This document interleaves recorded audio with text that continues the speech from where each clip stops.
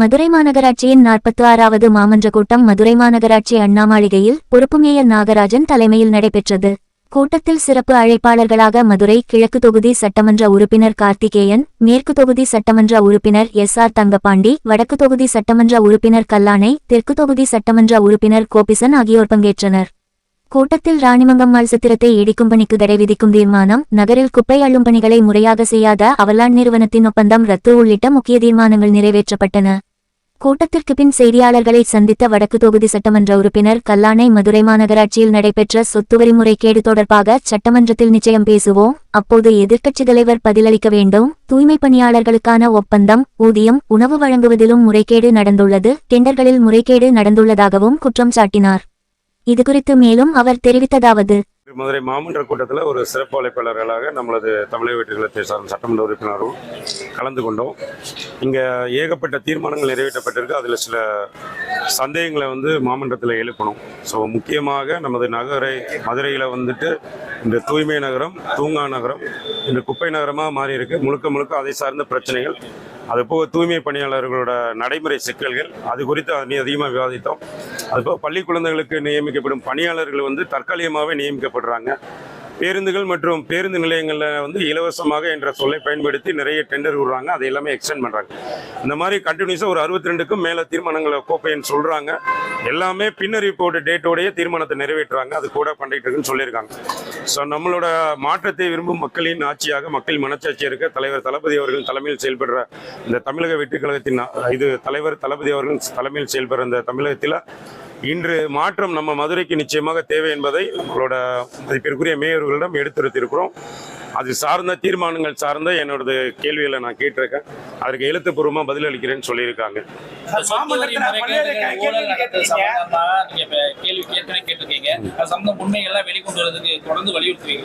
நிச்சயமாக அதை நாங்கள் சட்டமன்றத்தில் எழுப்புவோம். இப்போ நம்ம கேட்கறது ஊழல் என்பது நடந்திருக்குன்னு சொல்லிட்டு அவங்களோட ஆட்சியில தான் அவங்க நீக்கப்பட்டாங்க.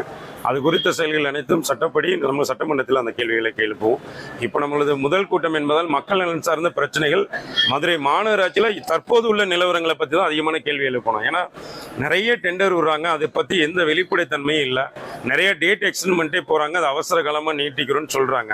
ஸோ அதையெல்லாமே முறைப்படுத்தணும். இப்போ எந்த ஒரு இதனாலும் கள ஆய்வு எதுவுமே இல்லை, எந்த ஒரு சிஸ்டமேட்டிக்காக எல்லாமே காகித வடிவிலே இருக்குது. அதை எல்லாமே மாற்றணும். வெளிப்படைத்தன்மை நிறைய வேணும். அது இருந்தால் மட்டும்தான் மாற்றத்தை நோக்கிய நமது மக்களோட எண்ணத்தை நம்ம பூர்த்தி பண்ண முடியும் அப்படின்றத நம்ம ஒரு ரெக்வெஸ்ட்டாக கொடுத்துருக்கோம். மதுரை மாநகராட்சி தூய்மையான மாநகராட்சியாக இருக்கிறத விட இப்போ சுகாதாரமற்ற மாநகராட்சி என்பது ஒரு தனியார் நிறுவனத்துக்கு நம்ம கொடுத்துருக்கோம். நம்ம ஒரு நிறுவனத்தை பற்றி சொல்கிறோம். அதை சார்ந்து இதுக்கு என்ன நம்ம அதை எப்படி மானிட்டரிங் சிஸ்டம் இருக்குது அப்படின்றதே தெரியல. அது மட்டும் இல்லாமல் இன்னும் 2 நிறுவனங்களுக்குமே கான்ட்ராக்ட் கொடுத்துருக்காங்க. ஸோ ஒரு 15 டிராக்டர்ஸ்லாம் ஓடுது. ஸோ இப்போ வெள்ளக்கல்ல நம்ம ஆய்வு பண்ணப்போ 2 நிறுவனத்துக்கு தனியார் நிறுவனத்துக்கு அது கொடுத்துருக்காங்க.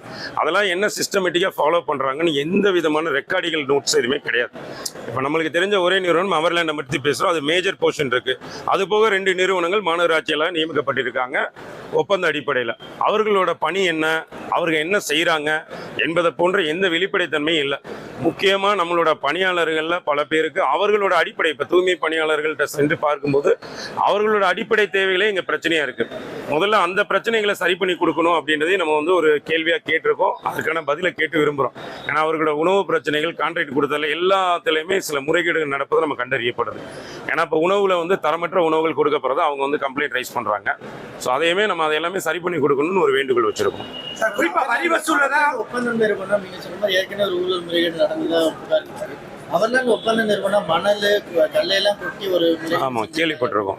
அது மாதிரியான விசாரணை நடத்தப்படும். நிச்சயமா அதுதான் நம்ம அதை கேட்டிருக்கோம். இந்த மாதிரி தொடர்ந்து குற்றச்சாட்டுகள் இன்று மக்களும் சரி, பொதுமக்களும் சரி, பல்வேறு சங்கங்கள், அமைப்புகளை சார்ந்தவர்களும் எதிர்கட்சிகளும் எல்லோருமே ஒரு நிறுவனத்தை குறை சொல்லிக்கிட்டு இவங்க மாசம் அதுக்கு சரியாக வேலை பார்க்கல, சரியாக நம்ம கான்ட்ராக்ட் அவங்க மீறுறாங்கன்னு சொல்லிட்டு ஃபைன் போடுற ஒரு நிறுவனத்தை எதற்காக தொடர்ந்து நம்ம வச்சுக்கிட்டு இருக்கோம்?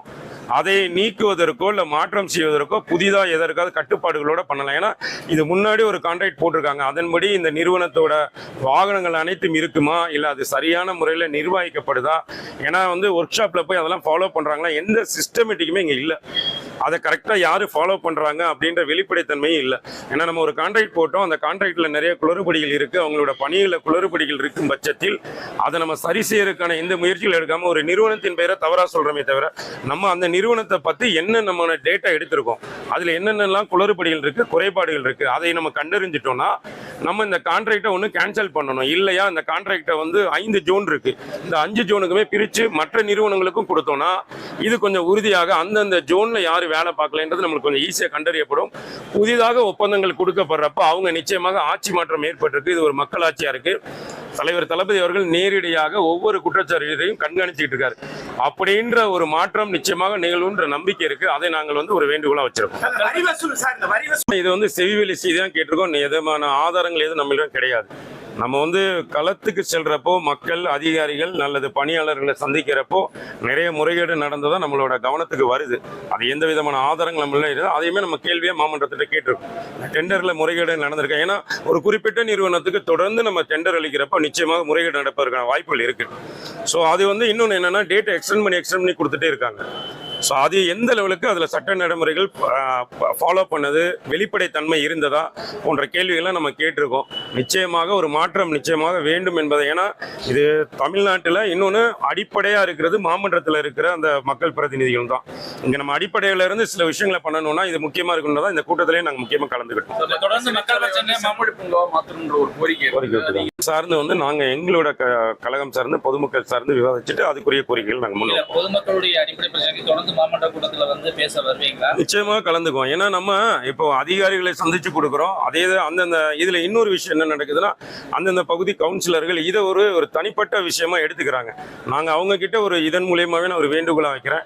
நாம் மக்கள் சார்ந்த பணிகளுக்காக தான் வந்து நிற்கிறோம். மற்றபடி எந்த அதிகாரத்தையோ எந்த துஷ்பிரயோகம் எதுவும் பண்றது கிடையாது.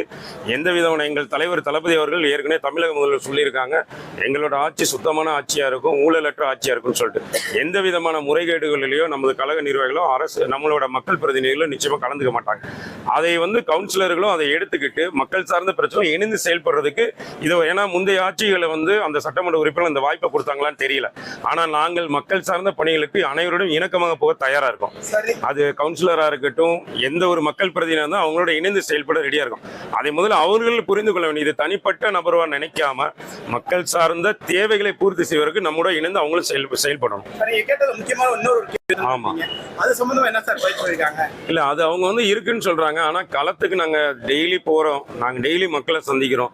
இங்க வந்து ஒரு 500 வீடு 1000 வீடு இருக்கிறதுல 500 வீட்டுக்கு தான் முறையாக வருது. பாதி இடங்கள்ல பைப்பு உடைஞ்சு போகுது. இங்க நிர்வாக சீர்கேடுகள் நிறையவே இருக்கிறது உண்மை. பாதி இடங்கள் மேட்டுவாருக்கு வரல, 4 நாள் 5 நாள் தண்ணி வராத பகுதிகள் நிறைய இருக்கு. நம்ம வந்து இதை விவாத மேடையை மாற்றக்கூடாதுக்காக அந்த கோப்புகள் என்னென்ன சொல்லியிருக்காங்களோ அது சார்ந்த கேள்விகளை மட்டும் தான் நம்ம கேட்டோம். ஏன்னா நம்மளோட எல்லா தேவைகளையும் கேள்விகளையும் இங்க கேட்க முடியாது, அவர்களுக்குரிய நேரம் வேண்டும். நம்ம சிறப்பு அழைப்பாளர் கலந்துக்கிட்டனால அவங்க கூறப்பட்ட விஷயங்கள் என்னென்ன குறைகள் இருக்கோ அதை மட்டும் தான் கேட்டிருக்கோம். ஆனால் பொதுவாக வந்து அந்த திட்டத்தில் வந்து இங்கே நிறைய குளறுபடிகள் இருக்கு. நிறைய இடத்துல கனெக்ஷன் கொடுத்ததுல தண்ணி வரல, நிறைய இடத்துல பைப் உடைஞ்சு தண்ணிகள் வீணாக போகுது. ஏற்கனவே சாக்கடையை இங்கே நிறைஞ்சு ஒழிஞ்சிட்டு இருக்கு மதுரையில், இந்த தண்ணியும் சேர்ந்து சாக்கடையாக போயிட்டு இருக்கு. அதையுமே தடுக்கணும்னு நம்ம வேண்டுகோள் வச்சிருக்கோம். காங்கிரஸ் வந்து துரோகின்னு சொல்லி அது அவங்களோட தனிப்பட்ட விஷயம். நம்ம என்னன்னா நம்ம மக்கள் பிரச்சனைகளை மக்கள் மன்றத்தில் சொல்லணும், மாமன்றத்தில் சொல்லணுன்றக்கா வந்தோம். அதை நான் அவங்க கிட்டேயே தெளிவாக நாங்கள் சொல்லியிருக்கோம். இந்த சட்டம் இந்த மாமன்றத்தில் ஊழல் நடந்தது உண்மை, அதற்குரிய ஆட்சியில தான் நடந்துச்சு. அதற்கு ஆக்ஷன் எடுத்தவங்களும் அவங்க தான். இதை நாங்கள் அவங்க கிட்ட ஏன்னா அதாவது மாமன்றத்தோட நேரத்தை வீணடிக்க விரும்பல. ஏன்னா மக்கள் சார்ந்த பிரச்சனைகளை டிஸ்கஸ் பண்றப்போ ஒரு தனிப்பட்ட நபரோ தனிப்பட்ட கழகம் சார்ந்தோ இங்கே டிஸ்கஸ் பண்ணக்கூடாதுக்காக மதிப்பிற்குரிய மேயர்கள்ட்ட நாங்கள் தெளிவாக சொல்லியிருக்கோம். இதை வந்து நாங்கள் எங்களோட சட்டமன்றத்தில் நிச்சயமாக எதிரொலிக்கும். அன்று அந்த சட்டமன்ற எதிர்க்கட்சி உறுப்பினர் இதற்குரிய பதில் அளிக்கட்டும். இந்த மதுரையில் இருக்கிற ஒரு மதுரையோட சட்டமன்ற உறுப்பினரை நாங்கள் 100% கேள்வி கேட்போம். அதை எங்கே கேட்கணுமோ அங்கே நிச்சயமாக கேட்போம். நன்றி நன்றி, அனைவருக்கும் நன்றி. உள்ளூர் செய்திகள் முதல் உலகச் செய்திகள் வரை தெரிந்து கொள்ள மதுரை முரசு சேனலை சப்ஸ்கிரைப் செய்யுங்கள்.